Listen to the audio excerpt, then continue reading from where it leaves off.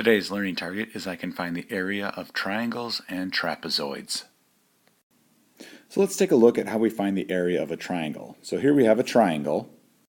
Now I've included another triangle and you can see that's an identical match. I just copied it here. Okay. Now I'm going to flip this triangle upside down and watch what happens. Now let's move that triangle right over there and take a look at what we've made. We've made a parallelogram there. Now we know from what we just learned that the area of a parallelogram is the base times the height, right? But keep in mind this parallelogram is really the two triangles. So if I take that triangle away, okay, now I'm left with my original triangle, and so now I'm left with half of the parallelogram. So my formula for the area of a triangle is 1/2 of the base times the height. Now remember, again, the height is straight up and down, so we need that measurement right here. Okay, we don't use this measurement or this measurement. Okay, here's our base right there, and our height would be right here. So here we have a triangle, okay, and I'm going to use my formula, 1/2 the base times the height, and now I can just plug in my numbers. So I have 1/2 of, okay, it's going to be 2 times 10. I can write it this way. I could do 1/2 of 2 first if I wanted to. I'm just going to do it this way. 2 times 10 is 20, and I know that 1/2 of that is 10. So I'm going to get 10. Now remember, it's area again, so I'm dealing with, in this case, centimeters squared. When we use this formula for the area of a triangle, keep in mind when we multiply 1/2 times the base times the height, we could do those in any order. So when I solved the formula down here, I took the base times the height first, 2 times 10, and then I found half of that. And keep in mind, remember, finding half of a number is just dividing it by 2. But if I wanted, I could do half of 2 first, because we're multiplying these, and we can multiply in any order. So I could do half of 2 would be 1 times 10 would give me 10. Or I could do half of 10 is 5 times 2 gives me 10. So remember there, timesing by 1/2 is the same as dividing by 2. And we can do it in any order, whatever makes it easiest for us. Today we're going to be looking at how to find the area of a trapezoid as well. Now remember, a trapezoid, this is an example of a trapezoid. A trapezoid has one pair of parallel lines. So this line right here is parallel with this line.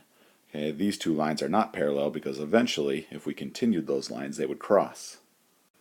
So when we are asked to find the area of a trapezoid, we use the formula area equals 1/2 times the height times the B1, which stands for base 1, plus the B2, which stands for base 2. Now let me show you what that means on this trapezoid right here. Okay, so the H stands for the height. Okay, remember the height, just like with the trapezoid, or the parallelogram that we just did, the height has to be straight up and down. So here's my straight up and down line here, and I know this is straight up and down because it makes a right angle. Okay, so when you find your height, it's going to make a right angle like this. Okay, if you had this number right here, this would not be your height because it's at a diagonal.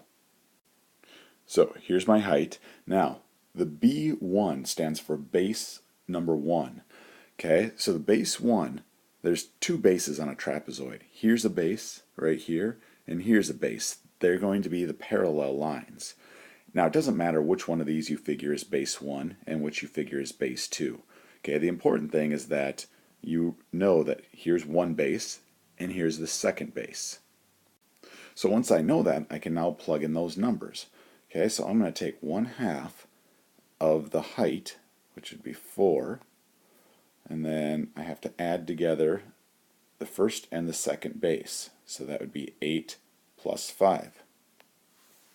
Now, order of operation tells me I have to do parentheses first. So 8 plus 5 is 13, and there's no sign in between the parentheses and that 4, so I know that's a times. Okay, now I'm left with this right here, 1/2 times 4 times 13. Now when I'm looking to solve this, for me it's going to be easiest. I know what 1/2 of 4 is. I know that's 2. Remember, if we times something by a half, it's the same as dividing by 2. So for me, I would do this right here.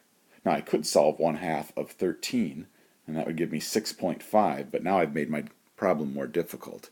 So I'm going to do 1/2 of 4, which is 2, times 13, and I can do that in my head. I know that's 26, and I remember my label, and remember area. Anytime we do area, we're going to use square units, so it's 26 square centimeters, or centimeters squared.